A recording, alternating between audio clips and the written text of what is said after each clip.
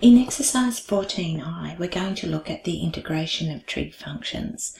Now, if you could remember back to 14G, you watched your video, and then I said, when you get your answer, because in G you were differentiating, so when you get your answer to a differentiation question, think about the integral question that could be formed. So if you've been doing that with each answer to a derivative, you would know that if you're asked for the derivative of 2 cos 2x, it simply goes back to sine 2x.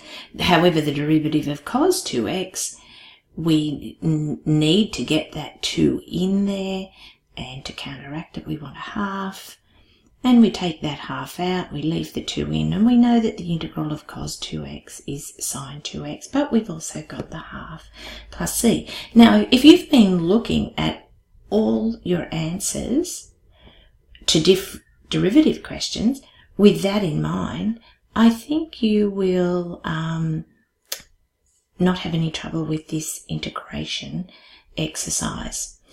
Along with that, on the reference sheet, it tells you that the integral of sine of a little function in x is minus 1 on cos that little function in x.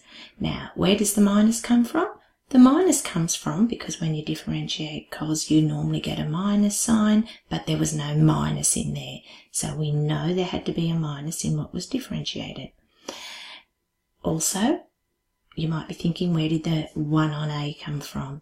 Well, again, we know that when we differentiate cos of ax plus b, not only do you get a sine term of axb, you've got to differentiate the ax plus b.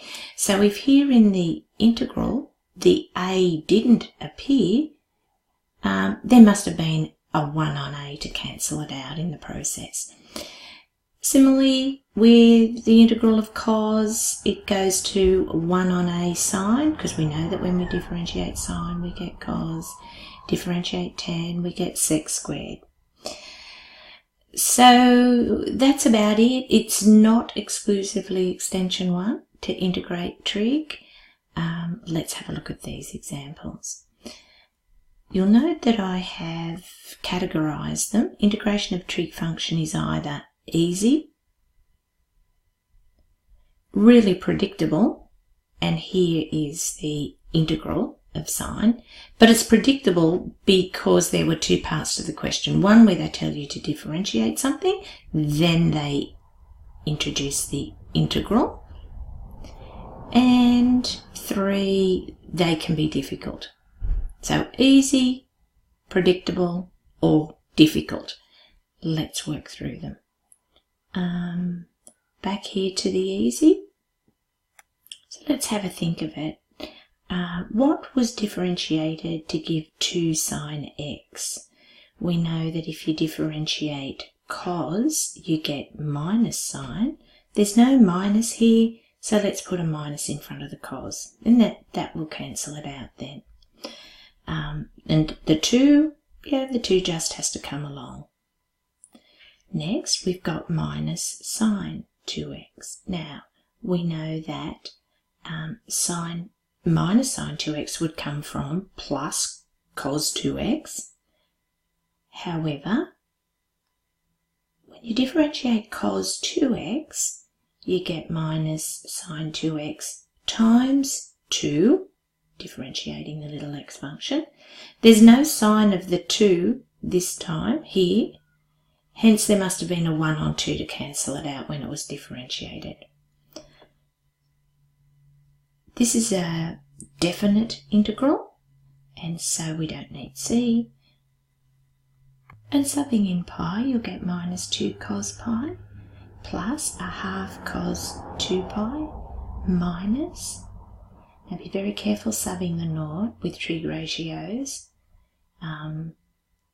There are going to be times when the cos of naught, or a trig ratio of 0, doesn't give 0, and in this case you know that cos of naught is a 1, so that's going to be minus 2. The other thing we have to be careful is the fundamental theorem of calculus says it's substitute the top minus, always substitute the bottom value, and we'll need to keep track of our signs. That gives minus 2 times cos of pi. Cos of pi is minus 1, plus a half cos 2 pi, we're back to 1, minus bracket minus 2 times cos of naught is 1, plus a half cos naught is 1. Cos naught is 1, so it's a half times 1. And simplifying, that goes to a positive, that goes to a minus, the halves cancel out, and you get 4. So the integral 0 to pi of that is 4. The other type of integration question is one that I would classify as predictable. So if we're being asked to differentiate cos to the 5th power of it times x, then it follows on being asked to integrate sine of x cos to the 4th of x, I'm pretty sure the integral of this has something to do with cos to the 5th of x. So we bring the 5 to the front, subtract 1 from the power, differentiate cos, hang on, you get minus sine, and so we've got minus 5 sine x cos to the 4th of x. Now, like I said, if we see questions with parts, we almost always know that subsequent parts have a connection to previous part, and here we're being asked to integrate. Unfortunately, we're not being asked to integrate minus 5 sine x cos to the 4th of x. If we were, we'd know that the answer was straight up cos to the 5th of x. But let's have a look at the difference between what we would like and what we actually have. So we've got the integral 0 to pi of sine x cos to the 4th. So we've got the most important parts. We can adjust and introduce constants as long as they're just a factor of 1, and set up the integral such that it's what we would ideally like. So ideally we would like minus 5 sine x cos to the 4th of x. So I'm going to create minus 5 sine x cos to the 4th of x. I've created that.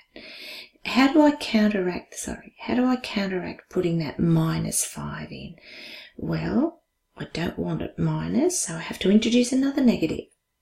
And to cancel out 5, I multiply by 1/5. Now the nice thing is I've created a constant here. What I know about integration is I can take that out and create the integral 0 to pi of exactly what I want. And that's really the benefit of questions like this that have parts. You can see from part 1, after you differentiate, exactly what you would like to be integrating. That means you can create what you want to be able to integrate and compensate it with an adjustment term. So our adjustment term here was minus 1/5. Take that out, and evaluating cos of pi is minus 1, and minus 1 to the 5th power is still a minus 1. Minus, and cos of naught is a 1, and 1 to the 5th power is 1. So we've got minus 1/5 times minus 2, the negative and the negative make a positive, 2/5, which is correct. And then lastly, we've got the integral of something that not on the reference sheet, it's not the standard sine cos sec squared. And so we just again have to be able to look at this and create something that we can make a connection to the appropriate integral. So really, when I look at that, I think the only thing I can do is call that tan x sine x on cos x. Now, looking at that, what do you see there? Well, you see a fraction, and I know that your first instinct with a fraction is, oh, well, that's cos x to the minus 1. But if we brought cos x to the minus 1 up, it's of no benefit because adding, bring the power to the front, the minus 1, add 1 to minus 1, you get the 0. But the moment maybe you're thinking that, you go, oh, and that's why we learned about logs. For the situations where you try to add 1 to the power and you get a 0, you know it's a log. So you probably can see that if I differentiated the log of cos of x, I would get 1 over cos x. 1 over cos x is what I've got there. And like I was saying, if we were differentiating the log of cos, then we would get 1 over cos, and then we'd have to multiply by the derivative of cos, but the derivative of cos is minus sine. That is almost what we're trying to integrate, except we now on this have a negative sign. So the way that we counteract that is we place a negative here. So it wasn't differentiating ordinary log of cos, it was negative log of cos. And in a similar way, the integral of cot of x would be the integral of cos on sine, because we don't have any other connection to cot. The moment that we have a fraction and we're integrating a fraction, what do we think? Normally we think can't integrate a fraction with x in the denominator. Unless, of course, we take it out of the denominator. Unless, of course, we simplify. However, neither of those are going to help in this case. And we've got to go then to our other option, which could this possibly be a log question? And the answer to that is yes. If you consider the derivative of log of sine, you would put 1 over sine and multiply by the derivative of sine, which is cos, which is exactly what we've got there. So the integral of cot is log of sine plus a constant. I think you'll be right to get started on 14i now.